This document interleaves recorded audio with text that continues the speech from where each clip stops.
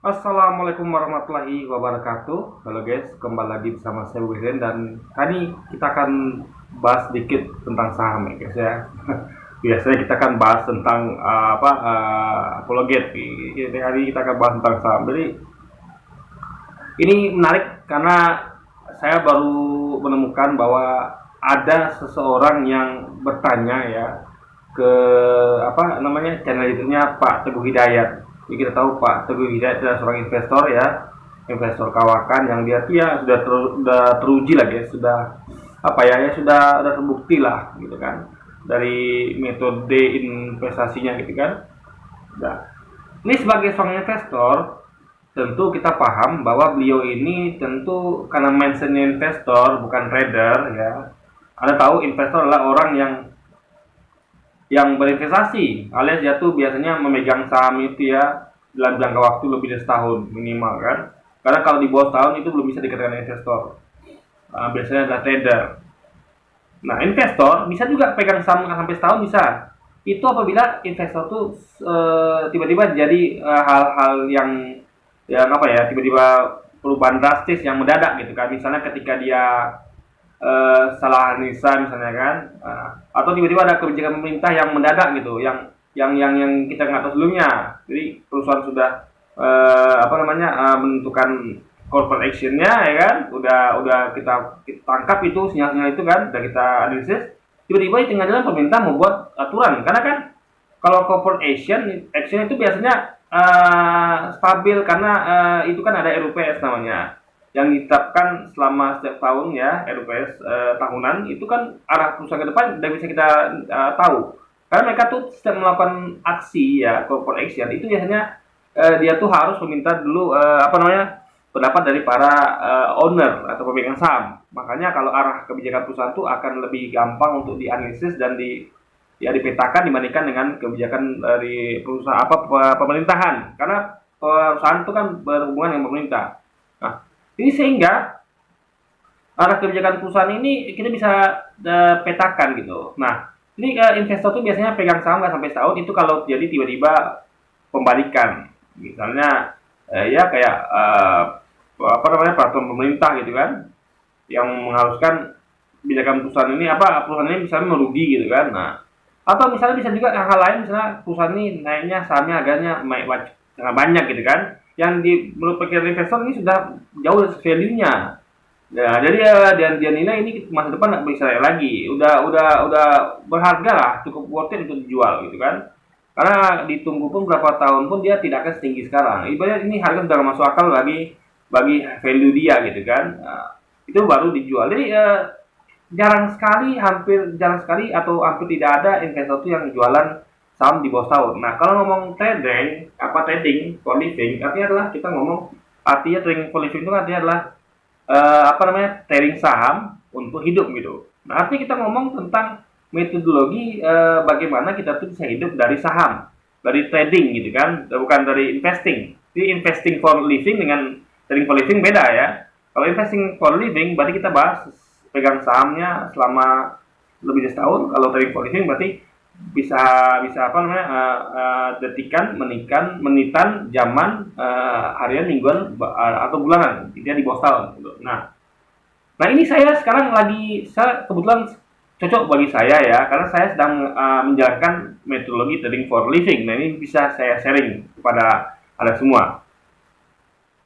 Jadi kita tuh menurut saya ya, dan saya pun terpaksa melakukan trading for living. Saya sebenarnya seorang investor ya, investor sejati malah.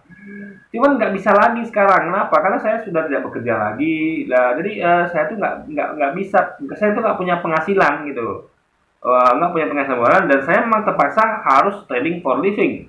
Jadi bagi saya trading for living itu adalah suatu hal yang tidak bisa saya hindari, alias terpaksa gitu kan.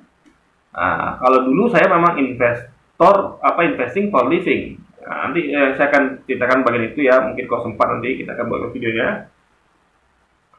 Di sini saya akan berbagi metodologi saya saja ya, dan karena gini, kalau kita kan maksudnya trading for living itu kan bagaimana mengatur keuangan agar kita tuh hasil trading kita tuh bisa kita gunakan untuk hidup, tapi tidak mengganggu trading kita gitu. Ibaratnya kita tuh bisa mengandalkan hidup hanya dari trading. Jadi Anda tidak perlu lagi pekerjaan lain gitu kan, hanya cukup trading saham aja Anda bisa hidup gitu. Nah, tentu dengan modal trading ini nggak berkurang ya, karena berkurang lama-lama kan bisa habis juga. Gimana kita bisa kontrol lah modal trading kita sehingga tetap dan hidup kita bisa mencukupi kebutuhan hidup, bahkan kalau bisa modal itu bertambah gitu kan untuk rasa secure atau tingkat keamanan di masa depan gitu kan. Nah, saya sambil trading saham guys ya. Jadi artinya gini, kalau saya pribadi ya, pertama kita lihat dulu metodologinya, orang-orang trading itu biasanya pakai metodologi apa. Kita bukan ngomong tentang analisanya ya, apakah teknikal atau fundamental. Biasanya kita ngomong lebih tepat ke tentang time range gitu, interval waktu. Biasanya kan orang tuh ada yang namanya swing trader, ada yang namanya tuh yang ini guys, yang saya scalping. Ada scalper, saya adalah seorang scalper. Karena saya tuh betul-betul untungnya tuh ya per detik bisa. Masa tuh saya tuh begitu dapat barangnya, sahamnya langsung saya jual gitu guys. Nah begitu terjual saya langsung beli lagi gitu. Jadi saya tuh betul-betul seorang scalper sejati. Karena bagi saya, menurut saya itu yang lebih make sense untuk sekarang ini gitu kan. Nah, jadi saya tuh ketika saya beli saham itu saya langsung jual. Detik itu juga langsung saya jual. Nah, nanti begitu saya berhasil jual, detik itu juga saya langsung beli lagi gitu. Nah makanya memang tergantung juga kecepatan dari kita mengeksekusi gitu. Karena kalau kita semakin cepat kita akan dapat antrian terdepan, sehingga posisi kita tuh akan lebih sering transaksi jual beli, karena memang kita melakukan dari seringnya transaksi itu beli jual sama seperti Anda berdagang di pasar. Ada tuh memang berharapkan beli barang cepat, jualnya cepat gitu kan. Nah, memang tentu dengan untungnya sedikit atau kecil, paling kecil bahkan. Karena saya tuh biasanya hanya Rp1 per lembar. Tapi setelah dikurangi fee dan fee broker ya, dan pajak ya, pokoknya biaya-biaya itulah yang dikeluarkan ketika transaksi beli dan jual. Ditambah kalau transaksi di atas 10 juta tuh namanya kita kena matre, biaya matre 10.000 itu hasil dari Rp1 per lembar, ya, selisih itu akan mencukupi gimana masih ada untungnya gitu guys. Nah, tapi dari prinsip kayak orang Cina ya, prinsipnya itu adalah biar untung sedikit, yang penting barang kita lancar gitu. Nah, ini metodologi saya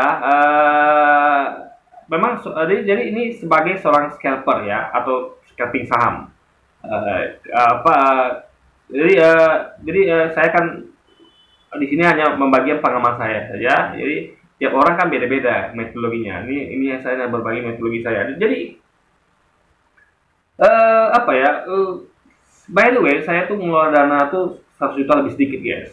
Modal saya tuh 100 juta lebih sedikit, ya kan? Nah, itu menurut saya masih belum cukup. Karena untuk trading for living, saya butuh sekitar 400 juta. Jadi 100 juta lebih dikit tuh hanya cukup untuk kehidupan saya pribadi. Kalau untuk keluarga agak berat gitu kan. Nah, makanya saya harus berusaha untuk tingkatkan modal itu sampai 400 juta. Itu baru agak aman. Nah, nanti saya akan coba sampaikan kenapa. Jadi gini, metodologi saya adalah mencari saham-saham yang nilainya itu di bawah Rp70 per lembar. Kalau kita sebut itu adalah saham gocap ya, alias saham gorengan. Tapi nggak boleh gocap harganya, alias tidur nggak boleh. Pokoknya kalau tidur itu harus dijual, gitu kan. Jadi nggak boleh, jadi saham itu di bawah Rp70 per lembar, dan tidak boleh gocap, 50 nggak boleh. Dia harus 51 ke atas gitu. Nah, bahkan karena pergerakan 50-51 aja tuliskan. Kenapa? Karena nanti dia akan ada peluang untuk tertidur di 50 gitu. Itu agak risky, agak berisiko gitu kan. Jadi pertanyaannya adalah kenapa harus saham, kalau saya ya, kalau yang lain mungkin beda. Ini kenapa harus di bawah 70 rupiah per lembar? Jadi saya paling tinggi itu hanya mau membeli di harga Rp69 per lembar. Nah itu karena kalau saya hitung-hitung ya, kalau transaksi itu sekitar ya tipatan 10 juta lah. Jadi bisa 10 juta ini bisa 9 juta, bisa 8 juta, 1 juta, tapi masa itu kita coba 10 juta ya. Kalau 10 juta ada transaksi, ada beli, misalnya pegang modal 10 jutaan nih. Lalu Anda beli, tentu ya apa, sisakan sekitar 0, berapa persen untuk fee lah ya. Jadi kalau Anda modal 10 juta, itu kalau Anda dengan modal itu habis terbeli dan terjual, Anda dapat untung itu 100.000, ya kan? Kalau ada transaksi 10 juta, saya beli saham habis nih, terbeli semuanya uang 10 juta itu habis, lalu saya jual lagi habis tuh. Nah, untuk range apa namanya, harga saham di bawah ya 69 sampai 50, itu bersihnya Anda akan terima 100.000 lebih sedikit, di atas 100.000 lah guys. Kita paskannya 100.000 gitu kan, itu sudah bersih, dipotong fee untuk broker. Karena fee itu ada fee beli dan jual tuh, fee beli kan 0,5% dan fee jual tuh 0,25%, ditambah dipotong lagi untuk matre itu 10.000 gitu kan. Nah itu apa hasilnya lah sekitar 100.000-an lebih sedikit, kita paskannya 100.000. Nah menurut saya itu angka psikologis yang membuat saya tuh bisa memperkirakan berapa saya dapat untung hari ini gitu, diterpetakan. Misalnya saya ya karena patokannya beli dan jual, otomatis kan kita lihat tinggal jualnya saja, ya kan?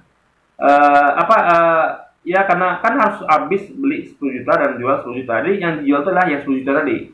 Nah, tapi poinnya adalah kita lihat pada poin penjualan saja. Jadi kita tuh kalau jualan ya 10 juta ya itu baru untungnya kurang lebih, apa lebih bukan kurang ya, lebih dari 100 ribuan. Gitu kurang ya bukan kurang lebih ya, lebih dari 100 ribu. Kita pastikan 100 ribu gitu kan. Nah, jadi semakin kecil lagi ke 50 tentu kan lebih besar lagi, tapi tetap nggak nyampe 150 ribuan guys, tetap 100 ribu lebih dikit aja gitu kan. Nah, jadi ya itu menurut saya angka nyaman. Jadi saya tuh bisa melihat gampang mengkalkulasi berapa keuntungan saya. Nah, jadi jadi kalau kalau jadi kalau jadi Anda itu kalau udah dapat segitu 100.000, artinya gini ya, sekarang kita petakan dulu. Kalau saya ya itu tetap uangnya semuanya di kustodian, di ATM saya kosong guys. ATM saya selalu kosong ya, selalu kosong. Saya hanya sediakan di dompet berapa untuk pegangan gitu kan, berapa puluh ribu di dompet pegangan. Nah di ATM saya selalu kosong ya, ATM saya. Uang saya semua ada bank kustodian, kan saya hanya tarik kalau saya butuh. Jadi caranya adalah ketika akhir bulan itu saya harus bayar cicilan rumah, atau misalnya harus kirim uang ke kampung untuk apa nafkahi anak istri, itu baru saya atau misalnya kayak ya akhir bulan itu kan baru saya tarik. Plus misalnya saya butuh kebutuhan untuk biaya internet, lalu misalnya untuk biaya hidup saya gitu, baru saya tarik gitu kan. Jadi saya usahakan setiap bulan gitu. Momennya pas ketika ketika saya harus bayar cicilan rumah kan pasti tiap bulan itu sama kebutuhan apa kita sehari-hari. Nah mungkin kalau ada sewaktu-waktu misalnya saya luar prediksi saya mengambilnya kurang misalnya, ya baru saya carikan dikit-dikit berapa saya butuhnya aja gitu. Misal tengah bulan saya kalau prediksi ternyata ada kurang mendadak gitu kan, ya sudah saya carikan dari bank kustodian ke rekening biasa itu, ya nggak apa kapan saya butuhnya itu guys gitu. Ya paling ambil berapa puluh ribu atau 100.000 gitu kan. Nah, jadi kalau Pak Teguh, dia kan menjelaskan gini, karena dia seorang investor, tentu dia sampaikan tentu nggak nggak bisa menjawab pertanyaan bagaimana cara trading for living. Karena dia tuh adalah sebenarnya sedang menjelaskan investing for living. Jadi bagaimana dia katakan bahwa dia tuh mengeluarkan uang tiap tahun, jadi disisihkan dulu tiap tahun itu ya, awal tahun itu disisihkan untuk kebutuhan tahun depan, nanti baru yang sisa itu baru diputar apa diinvestasikan gitu. Nah itu namanya ya sudah apa 20 jutaan lah gitu kan sebulan ya. Itu namanya itu investing for living, bukan trading for living. Nah di trading itu yang seperti saya sampaikan adalah metodologi saya tadi. Jadi saya tariknya itu per bulan, ya kan? Kenapa? Karena kebutuhan hidup saya sebulan per bulan gitu. Jadi saya misalnya orangnya suka ngestok gitu kan. Misalnya saya lebih suka beli ya bahan makanan untuk sebulan penuh gitu. Jadi saya nggak mau beli per hari, repot gitu kan. Cukup stok sebulan sekali, jadi saya tinggal masak nanti guys, tinggal makan. Apapun kebutuhan itu tinggal langsung sebulan sekali gitu. Nah, jadi lebih memudahkan kita untuk sebagai seorang trader yang hidup dari trading itu gitu kan. Nah, jadi saya bisa kalkulasi gampang sebulan sekali. Nah, jadi tadi itu, jadi kita tinggal hitung nih. Jadi kalau Anda tahu ya, kalau transaksi saham di bawah Rp70 per lembar, yaitu Rp69 hingga ke 50, tapi jangan 50 ya, susah tidur, bahaya. Kalau nyangkut, Anda bakal, kalau sebentar nyangkutnya, kalau lama, kalau bandar masuk gimana? Nah, diusahakan harga itu di atas 50, 51 sampai 59. Jadi, kalau kita tahu sekarang ya, kalau 10 juta transaksi jual itu, berarti Anda sebelum jual Anda harus beli barangnya dulu, jangan lupa ya. Jadi Anda nggak bisa jual tanpa beli. Itu berarti untungnya 100.000, lebih 100.000 sedikit. Nah, artinya Anda tinggal gampang nih petakan. Misalnya Anda sebulan Anda butuh, misalnya kayak saya, jujur saya pribadi saya bulan tuh butuh ya minimal 3 juta. Nah, kalau mau lega tuh 4 juta lah ya. Anggaplah saya butuhnya 4 juta aja yang lega gitu kan. Jangan terlalu pas-pasan kali. Nah, 4 juta sebulan itu gaya hidup saya gitu kan. Karena saya orangnya hidupnya sederhana. Saya orangnya nggak suka jajan, ya sebenarnya jajan saya paling minum minum kopi paling itu aja kan. Ya cuma minum kopi doang, saya orang peminum ya, peminum, saya suka minum kopi, minum teh, minum jus, pokoknya minum hal-hal halal gitu, bukan haram ya. Nah, jadi saya sangat simpel sekali hidup saya, jadi saya nggak butuh uang yang banyak. Jadi gaya hidup saya hanya dengan keluarga itu wajar 4 juta, 5 juta anggap dengan sekolah anak gitu kan. Nah, 5 juta. Nah, artinya kita butuh 5 juta sebulan, itu Anda tinggal bagian 12. 30 ya, tuh 30 hari. Berarti Anda berapa butuh sehari? Nah, berarti kalau Anda butuh sehari, karena trader ini kan, kayak saya ini kan memang rekamnya harian. Saya lihat untung hari ini berapa dari transaksi berapa saya berhasil jual saham, kan? Nah, itu yang pasti trader itu sih tentu ada rugi-rugi mengambang, floating loss yang mana saya orangnya nggak mau guys, jual rugi nggak mau. Saya selalu kalau rugi saya tahan sampai agak naik lagi. Saya sabar nunggu ya sampai agak naik lagi. Saya nggak pernah cut loss ya. Jadi memang saya betul-betul tunggu hingga agak naik lagi. Nah makanya saya letakkan di beberapa keranjang, beberapa saham. Jadi makanya untuk menjaga agar nggak semua nyangkut. Jadi yang nyangkut ini yang bisa saya tahan gitu kan. Karena saya tipe orang yang nggak mau rugi gitu. Tapi memang sih ajaran orang sih trader tuh harus mau rugi, harus mau cut loss. Kalau saya nggak tahu kenapa saya nggak mau gitu. Berat bagi saya untuk cut loss gitu kan. Itu memang fisiologi orang beda-beda gitu kan. Saya orang yang tipe yang susah untuk berat untuk cut loss. Nah, jadi Anda tahu usaha bahwa transaksi 10 juta itu adalah menghasilkan 100.000. Nah, 5 juta tadi kita bagi 30. Anggaplah 6 juta ya, kita paskan 6 juta biar gampang hitungnya. Kalau 5 juta kan agak nanggung guys, 6 juta aja. Karena kan kalau kita 3 juta, 3 juta 3 juta itu kan gampang. Kalau 30 hari kan dibagi 30 kan dapat seharinya itu adalah 100.000 kan. 100.000 kan. Jadi kita harus dapat sehari itu 100.000. Jadi kalau 6 juta kan berarti kan 200.000 gitu kan. Karena 6 juta dibagi 30 kan 200.000. Nah, kita kan 6 juta aja berarti 200.000. Nah, berarti sehari Anda harus transaksi jualan 200.000 gitu. Nah, tapi karena bursa hanya 24 hari kerja di hari normal, di bulan normal ya. Kadang ada bulan-bulan itu yang tanggal merah terlalu banyak, yang ya hari ini itulah ya kan, atau libur cuti bersama yang mana kena di pasar saham juga. Tapi normalnya bursa itu sebulan tuh kira-kira 24 hari lah kurang lebih transaksi. Nah, kita anggap rata-rata aja lah 20 hari aja gitu kan, nggak usah 24 hari karena kita lihat rata tahun ya. Kita ambil lah campur dengan bulan-bulan yang ada tanggal merahnya. Karena kan bursa itu yang normal tuh libur 1 minggu, tapi ada juga libur tambahan yang dimana ada tanggal-tanggal merah gitu kan di kalender. Nah, akan 20 hari aja bursa buka sebulan. Artinya dalam 20 hari berarti rumusnya berubah jadi 6 juta bagi 20 ya. 6 juta 4 juta kita balikkan 4 juta ya. Karena nggak jadi 30 hari karena bursa cuma ada 20 hari aja lah ya, rata-rata setahun itu kan. Nah, jadi kita kembalikan ke 20 hari. Artinya 4 juta aja lah ya. 4 juta kalau Anda pakai selera butuhnya 4 juta sebulan berarti 4 juta dibagi 20. Artinya itu ada dapat sekitar 20, berapa ya? 40 juta, 4 bagi 2 berarti 2. Berarti 4 juta bagi 20 berarti 400.000. Nah, berarti Anda harus dapat untung sehari 400.000 jualan. Nah, artinya Anda harus transaksi sekitar 40 juta. Sehari jualan 40 juta. Nah, jadi sehingga Anda bisa dapatkan sebulan itu ya tadi itu 4 juta. Nah, pertanyaannya, berapa modal Anda butuhkan untuk bisa Anda jualan 40 juta? 40 juta sehari. Nah, kalau saya pribadi ya guys, kayak saya San ya, kalau saya itu sebenarnya suatu untuk dikatakan ya, untuk disebutkan. Kenapa? Karena berdasarkan apa namanya pengalaman saya itu nggak tentu kita sehari jualan berapa, nggak tentu. Saya pernah jualan itu, tapi rata-rata ya sepanjang saya mengelola uang 100 juta lebih sedikit.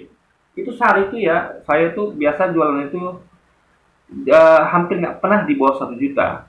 Hampir nggak pernah gitu kan. Hampir nggak pernah. Bahkan saya pernah maksimal itu jualan 26 juta, gitu kan. Itu saya lupa periode-periode sebelumnya, tapi beberapa minggu lalu saya pernah jualan 26 juta. Berarti kalau 26 juta itu kan sekitar sehari itu 260.000 gitu guys. Nah, jadi masih jauh dari angka 40 juta gitu. Nah, makanya dan itu tertingginya ya, jarang sekali segitu. Biasanya rata-rata ya, karena memang saya punya punya saya nyangkut di dua saham ya. Saham ini adalah saham gocap namanya. Ini memang saham ini tidur. Padahal perusahaannya menurut saya fundamentalnya bagus gitu kan, tapi nggak tahu kenapa dia gocap gitu. Tapi ya ini menurut saya hanya tinggal sabar nunggu. Jadi saya membagi, jadi metodologi saya adalah saya mencari perusahaan yang mana itu jangan apa yang apa namanya ROI-nya positif aja. Jadi kalau 50 harga sahamnya minimal dia itu satu apa ya apa namanya IPS-nya satu aja gitu, Rp1 ya. Jadi harga sahamnya di atas 50 ya, dari 51 sampai 69 tuh EPS-nya satu aja. Nah, itu saya ambil. Memang secara fundamental itu harusnya bukan satu tapi mungkin 3 atau 4 gitu kan IPS-nya gitu kan. Karena agak kita kayak ngincar ngincar apa ya? Per per atau iya pernya berapa lah gitu guys. Ini agak rumit ya. Jadi ini saya ringkas saja. Jadi ini sebenarnya video ini untuk Anda yang sedikit paham tentang indikator PER atau PBV gitu guys. Jadi yang masih awam saya rasa kurang cocok untuk video ini gitu kan. Jadi Anda yang sudah yang tahu lah ngerti lah indikator apa itu PER, apa itu PBV kan itu kan penjelasannya lain lagi gitu. Apa nggak cukup waktunya kalau kita bahas di sini. Jadi kalau Rp50 harga saham itu, kalau IPS-nya Rp1, artinya kan kira-kira pernya itu kira-kira ada sekitar 50 kali guys ya, 50 kali gitu kan. Kalau Rp1 dia IPS-nya harga sahamnya 50 lah kan. Nah, jadi kalau 2 dia berarti pernya 25 kali. Kalau 3 berarti pernya tuh kira-kira ya adalah kira-kira bagi sini lah 50 bagi 3 berapa gitu kan. Nah, jadi tapi kalau saya enggak, positifnya Rp1 saya ambil. Karena kenapa? Karena sulit mencari saham harga di bawah 70 ya. Yang apa yang masuk kriteria per apa namanya? Ya apa yang positif laporan keuangannya. Rata-rata itu kebanyakan minus gitu kan. Nah, makanya karena sedikit sekali saya sudah teliti sekitar semua perusahaan itu ya. Itu sedikit sekali yang apa apa ya positif apa punya laba bersih gitu kan. Rata-rata kebanyakan itu adalah merugi. Nah, itu jadi juga alasan kenapa sahamnya itu di apa Rp50 gitu kan. Saham harga sahamnya gocap gitu. Jadi yes, jadi ada Rp1 aja IPS-nya itu saya ambil. Ya, kan ini metodologi saya. Jadi saya tidak sedang merekomendasikan cara saya, tapi saya hanya berbagi ya, share saja gitu kan. Nah, kalau Anda cocok, Anda silakan pakai. Kalau tidak, ya jangan. Tapi saran saya ya, Anda carilah metode sendiri. Ini hanya saya sebagai bahan saya saja.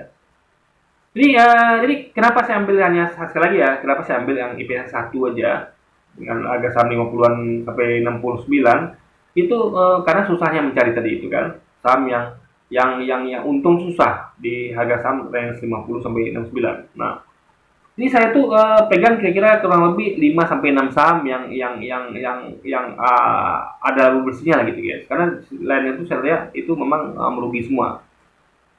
Jadi saya diversifikasi ke 5 atau 6 saham. Dulu awal-awal trading saya cuma satu saham gitu kan. Nah, karena satu saham itu saya memang cuannya gede oh gitu. Cuman ya itu dia.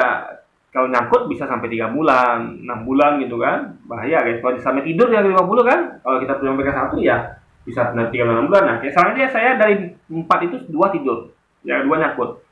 Tapi ya gimana lagi, itu kan namanya resiko. Saya nggak mau jual rugi pula gitu kan. Ya sudah, saya tahan sampai berapapun lah. Yang penting perusahaannya bagus gitu kan, sehat gitu perusahaannya yang penting. Jadi kenapa saya pernah megangnya, karena pertama nyangkut cuma dua dari enam, nyangkut dua, empat masih masih lancar, dua nyangkut dan itu sahamnya bukan saham jelek gitu kan, perusahaannya bukan jelek, tapi perusahaan yang bagus gitu, yang masih untung gitu guys, minimal masih untung. Nah, jadi yang susahnya adalah menghindari saham tidur, itu susah sekali gitu kan. Kita nggak pernah tahu kapan saham tidur. Nah, itulah risikonya dari kita kita bermain di saham, trading saham di bawah harga 70 itu ada peluang untuk nyangkut di 50 ya kan. Nah, tapi kalau saya insya Allah, kalau saya yakin selama perusahaannya sehat itu nyangkut 3 bulan 6 bulan itu hal biasa gitu kan. Yang penting kita ada saham-saham nggak nyangkut, jadi anggaplah situ modal kita mati tapi kita punya tempat lain yang lancar gitu. Nah, maka saya katakan ya, di antara 100 juta, anggaplah kita ambil modal 100 juta ya. Kalau saya kan 100 juta lebih sedikit, anggaplah fixnya 100 juta aja. Nah, itu kalau bisa kayak metodologi saya tadi, dari 6 saham ada 2 nyangkut, ya kan? Nyangkut itu betul-betul nyangkut, guys. Itu nggak bisa bergerak itu. Hanya kalau bisa bergerak kalau saya jual rugi, ya. Saya nggak mau jual rugi. Nah, jadi anggaplah kira-kira kalau 100 juta berarti kalau bagi 6 ya. Anggaplah 5 aja, 5 aja. Berarti kalau 3, anggaplah 3 nggak nyangkut, 2 nyangkut. Berarti kira-kira yang efektif itu kan, anggaplah kita banding sama rata semuanya. Satu saham itu 20 juta gitu kan per saham. Nah, artinya ada 40 juta mulai kita nyangkut. Ya nggak tahu kapan itu lepasnya. Nah, berarti ada 60 juta yang efektif. Nah, dari 60 juta itu bisa nggak kira-kira menghasilkan, ya tadi itu kita butuh 400 ribu sehari untuk mendapatkan penghasilan sebulan itu 4 juta gitu kan. Bisa nggak? Nah, jadi sekarang tinggal Anda cari metodologinya. Apakah bagusnya swing trader, apa scalper gitu kan? Intinya kalau saya kan metodologi seperti itu. Kalau 10 juta untungnya 100 ribuan gitu kan. Nah, jadi kalau Anda mungkin punya metode lain silakan, tapi kalau itulah cara saya yang mau saya bagikan ini kan. Jadi saya tinggal usahakan gimana supaya untungnya sehari itu 400 ribu. Bahwa saya dapat itu bukan untung ya, tapi yang untung dari hasil trading 40 juta. Dia saya harus jualan 40 juta setiap hari. Dan itu menurut saya cukup susah dengan modal 100 juta ya. Itu mudahnya saya hitung-hitung tuh kira-kira modal per jutaan baru mudah gitu. Nah, makanya kalau ini kayaknya ini kalau saya petakan ini berkorelasi. Berarti kalau modal 100 juta, Anda kemungkinan dapat 950 juta. Kalau modal 200 juta, 2 juta. Nah, gitu sepertinya kurang lebih seperti itu, guys. Kan saya juga pakai metodologi ini. Saya adalah tarik transaksi itu hingga RB. Misalnya hari ini misalnya harga saham BCP lah. Misalnya hari ini harganya berapa nih ya? Saya lupa guys ya. Anggaplah harga BCP hari ini adalah 60 misalnya. Ya, harga saham kode BCP misalnya nih. Nah, itu saya hitung ARB-nya berapa.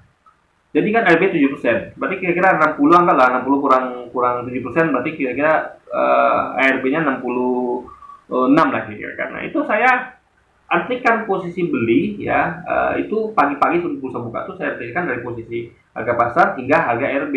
Saya bagi rata uangnya. Misalnya saya punya uang 10 juta tuh, itu saya bagi. Misalnya berarti ada berapa harga tuh? Harga 69, 68, 67, 66. Berarti ada 4 harga. Berarti saya bagi 10 juta bagi 4, berarti 2,5 juta. Nah, 2,5 juta saya hentikan di tiap harga. Di harga 69 tuh 2,5 juta, harga 68 2,5 juta gitu kan. Nah, jadi memang peluang untuk dapat tuh lebih sedikit. Kenapa? Karena jarang sekali harga saham RB kan. Jarang sekali, apalagi saham gocap gitu kan. Jadi tapi nggak apa-apa, saya punya keamanan. Nah, kenapa? Karena dari saham-saham yang belum aku jual itulah saya punya uang cash, selalu ada uang cash di Bank Sodian. Ya, dari situ karena tidak semuanya saya letakkan gitu. Kalau dulu awal-awal saya nekat guys, awal-awal tuh saya hanya letakkan di harga pasar sama satu angka di bawahnya. Misalnya harga pasarnya itu, misalnya harga pasar BCP 60. Nah, itu saya hanya letak di harga 60 sama 659. Itu riskan karena begitu dia turun ke bawah saya nggak bisa jualan, nggak bisa beli dan jual. Betul-betul ngangkut nunggu sampai itunya lepas lagi. Tapi kalau saya tarik sampai RB, saya akan selalu punya uang cash gitu. Karena jarang sekali harga itu dia mainkan ya, ada 5 saham, kalau 2 nyangkut, 3 lagi nggak nyangkut. Nah, dari tiga saham ini itu saya tarik RB semua. antrian belinya saya tarik ke ARB. Jadi nyangkut apa ARB satu masih ada dua, sehingga saya tidak ada cash, uang cash di apa uang kebangsaan itu tidak pernah. Nah, itulah makanya bisa jadi trading for living. Tentu yang kurangnya adalah saya tentu hasilnya belum mencukupi untuk kehidupan sehari-hari. Karena paling kalau modal 100 juta kan, kalau tadi pikiran saya kan sia-sianya itu 1 juta sebulan, ya kan, 1 juta sebulan. Nah makanya harus punya modal 4 jutaan, baru udah bisa dapat sebulan 4 juta. Nah tapi kalau kita hitung-hitung, kalau misalnya karena memang kita kenanya banyak, scalper tuh kena biaya fee ya untuk broker sama pajak pemerintah gitu kan, apa materi pemerintah 10.000 transaksi di 10 juta. Ini kena itu, scalper itu kena azab di biaya guys, ya di fee.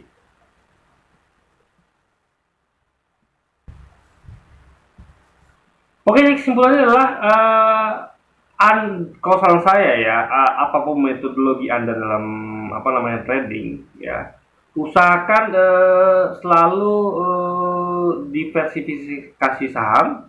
Lalu jangan letakkan put all in gitu. Dalam arti Anda tuh harus selalu punya uang cash gitu kan. Kayak saya bikin tarik hingga RB, antrian order buy saya gitu kan. Itu menjaga agar selalu ada uang cash di rekening saya, sehingga saya tidak sampai harus ketika butuh uang terpaksa jual rugi. Nah, memang untungnya nggak sebesar, pulang untung nggak sebesar ketika Anda tuh agresif ya. Karena saya dulu pernah agresif guys, untungnya banyak gitu kan, cuannya besar gitu. Tapi itu nyangkut 3 bulan, 6 bulan, sehingga setelah periode itu pasti saya jual rugi saham saya gitu kan. Itu menurut saya tergantung Anda, apakah Anda mau jual rugi saham Anda tapi Anda pulang untung lebih besar, atau ke saya yang main aman, sehingga saya tidak sampai jual rugi saham saya tapi untung lebih sedikit. Makanya saya butuh modal lebih besar. Makanya sebenarnya kuncinya lah guys ya, kalau mau aman tuh modal tuh harus besar ya, sehingga Anda tuh tidak harus ya kayak tadi terpaksa karena begitu agresif metodologinya, sehingga terpaksa jual rugi ketika Anda nggak punya uang cash gitu kan, karena semuanya nyaku di saham gitu. Oke, jadi mungkin sekian dulu aja video kita kali ini. Sampai jumpa lagi di video selanjutnya. Wassalamualaikum warahmatullahi wabarakatuh guys.